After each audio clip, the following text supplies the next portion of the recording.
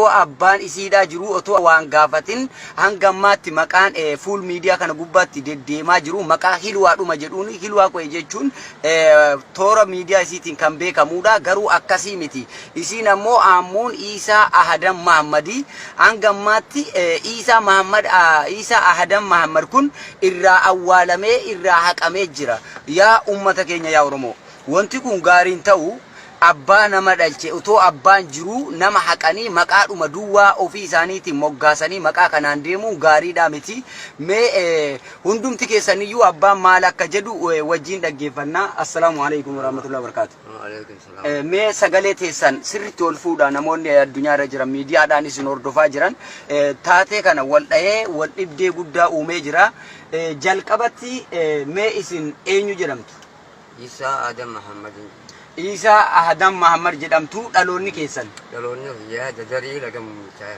dadar laga muumichaati tole hilwaa yookaa'u ishee mucayyoo teessan tana biyya jaarmaan keessa jirtu maqaan isii ganamee ganamaadha isin biratti kan isin baaftaniif eenyu ture Aammuun Isaa Ahadan Mahammad Aammuun Isaa Ahadan Mahammadi eessatti dhalatte sanaatti dhalatte turtii waggaa meeqaa booda gama biyyaatti isin biraa deebite amataa kudha sorbama kudha yaani keessa eegaan almaat deebise eega gama biyyaatti deebite ayyee tole Aammuun Isaa Ahadan Mahammad intala teessanii haati manaa teessan haati Aammuuniin deesse maqaan ishii eenyu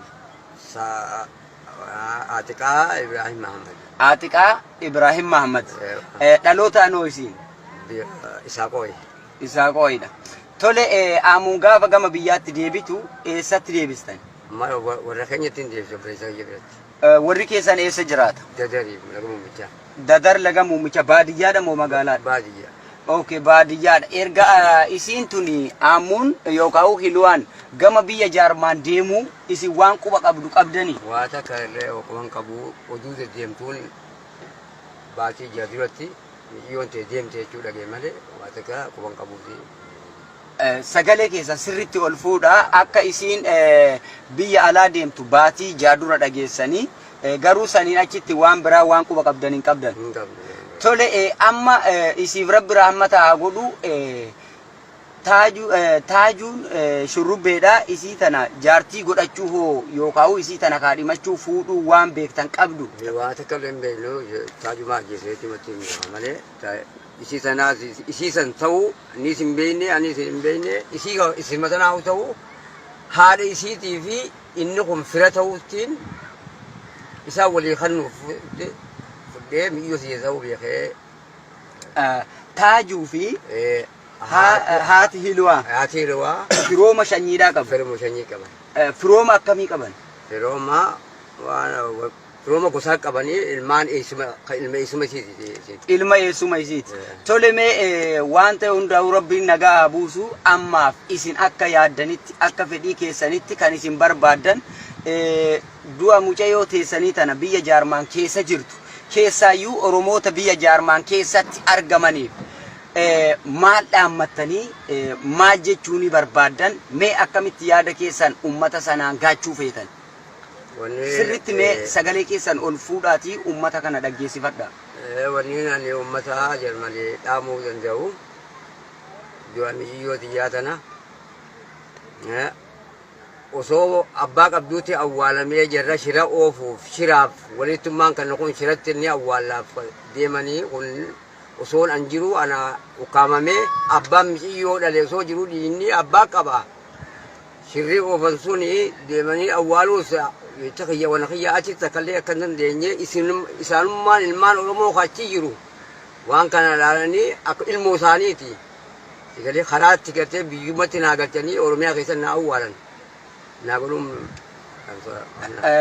fedhii keessanii jechuudha akka mucayyoon isaanii tun tan biyya jaarmaan keessatti duute fedhinnaa isaan kan qabanii jiraa dhabee du'aa dhabuun qabu gama biyya kiyyaa Oromiyaatti akka naa deebituun fedhii qabaa jechaa jiru namoonni tokko tokko waan kana dhiisii isiniin jedhaa jiru waan kana jalaa dhaabbadhuu irraa hafii jedhaa jiru isin ammooyyuu waan kana maaliif irraa dhaabbadhuu jechuu barbaachise namoonni tokko tokko wanti irraa dhaabbadhuudhaniif namni abbaan ilmoo isaa irraa hafuu waan hin danda'amnedha kun. Uummanni Oromoodha waan hojjetan keessatti waaqa sodaadha.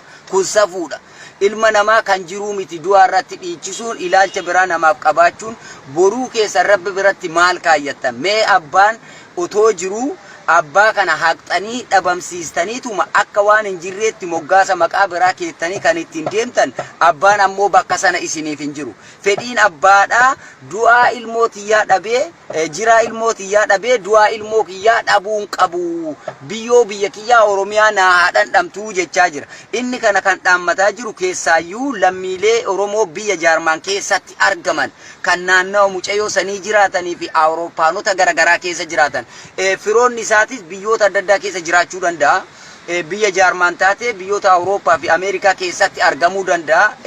Nama Isaa Adam Muhammad jedhamu kunis waan kana akka isaan isinitti dhaammataa jiranitti irratti hirmaattanii jiraa ilmoo tiyyaa kan dhabamte du'aan isii kun akka gama biyyaatti deebitu isiniin jechaa jiru. Sagalee dubbiidha hedduu isaanillee kan harkaan ciccite sababa gaddaan liqinfamuuti. Gamanumaan keessaayyuu mee al tokkoon itti isin deebisa. Kaayyoo kana keessatti taateen kun maaliif akka ta'e waan hubattan qabdu? Waan akkata hundeeyne waan laatee waan ta'e kana waan irraa beektan hin qabdan. Hariiroo kanatti eega taateen kun ta'e eega mucayyoon lubbuu ishii dhabde haati mucayyoo kana waan isin dubbiste yookaan waan ergaa kana mucayyoon kun harka namaatiin duu waan isinitti himte hoo jiru? Tokkollee natti dhoyfameetuma jiraan dhoysaniiti akkanumatti awwaalaniituma dhoysuma jiran malee anu hin beekne ilmoo isii tagartee na dura qabdu jira sanatti osoo nan sanaa keessa jiruuti ilmoo isii sanitti du'a himtee hanga abbaan achi dhalee achitti dhoyfamee galee eege buddistee guyyaa meeqaan tam teenye mi'iyyoo tiyya ta'uu taajuu sunis bira isii ta'uu isaan isii itti kannuusiitiif akkasitti ilmoo tiyya ta'uu beeke. Addaan baafadhe malee tokko wanni isin nasitti dabarsitee wanni nama kiyyatti dabarsitee hin jirtu ukkaamamtee gartee isaanummaan awwaalanii eega gartee itti awwaalamte booda hoggaanaan ilmoo teessee hoggaa waanni kuni gartee akka gartee ilmoo hiise qabdaa jechuun maqaa biraatiin awwaalamtee ilmoo abbaa qabdu osoo nan dhalee guddise affaadhaan sanaa keessatti kofoollee itti gurgure narra dalbitee biraa deemte ilmoo tiyya bakka bu'anii alagaan ilmoo tiyya bakka bu'uun ilmoo tiyyaa dhiiga fayyaa Oromoo qabaa sanyii tiyyaa qaba Oromoo guutuu qaba alagaan bakka buutee Soomaalii taatee taanii ol gobbaa taatee bakka bu'uu naan dandeettu ilmoo tiyyaa abbummaa qaba dhiiga abbummaa qaba.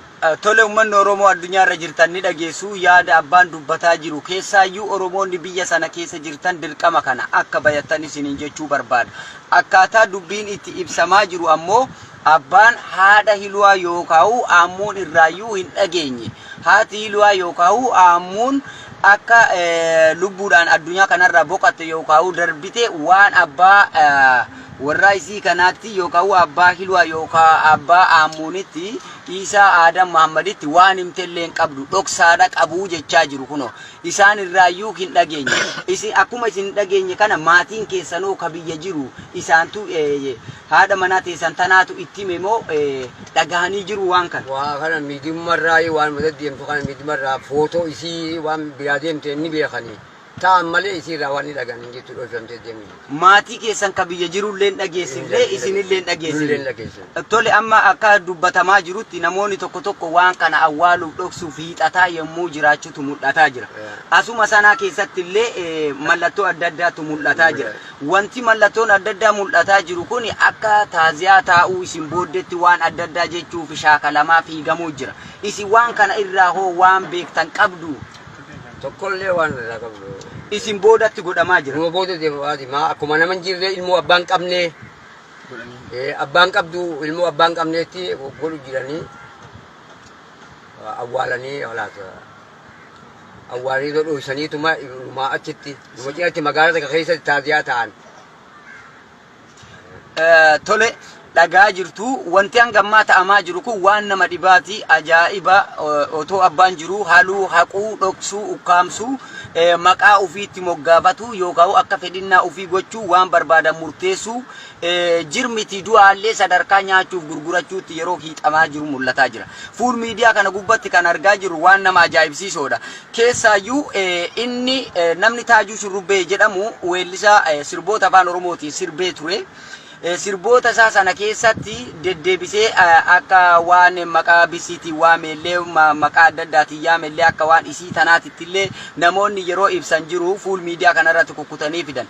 Garuu akkas miti hilwaa yookaan aamuun mucaa amma suura isaa wajjin ka'e sana akka ka isiin taane ragaaleen dhiyaatanii jiru. Ragaan kun ammoo Masrii Kaayiroo keessatti kan mul'atedha. Mucaan kan irraa dhalate akka jechaa jiranitti nama Kiimiyaa Ziyaad jedhamtu irraayi. Ishee sana ammoo biyya Kaayiroo keessatti gatee daa'ima kana fudhatee baharaan gama biyya Jaarmaaniitti imaluu danda'ee jechaa jiru. Inni sun ta'eera san booddee ammoo hilwaa yookaan aamuun sadarkaa jaalalaa fi gaa'ilaa keessa seenamee wal fuuchuun danda'ame. Erga wal fuudhamee booddee sadarkaa ajjeechaatiif wal saaxilame. Arra ammoo kan mul'ataa jiru, kan argaa jirru, kan dhagaa jirru, inni du'e sun maaliif du'een haftee, inni du'e sun maaliif dhabameen haftee, rakkoon inni isii tan ajjeesuu danda'e maaliif hin dhabamtee, isheen tun eenyurraa dhalatteen haftee, abbaan isii, firri isii, aanaan isiidha, gosti isii otoo hin barbaadamin arra mucaa maqaan isaa Gadaa jedhamu kan inni itti moggaase Gadaa Taajuu Shurrubbee kan jedhamu moggaasa maqaa isaa hadaraa rabbii jedhaati. Mucaan isaa biyyoota Jaarman keessatti faranjiidhaan fudhatamuuf jira.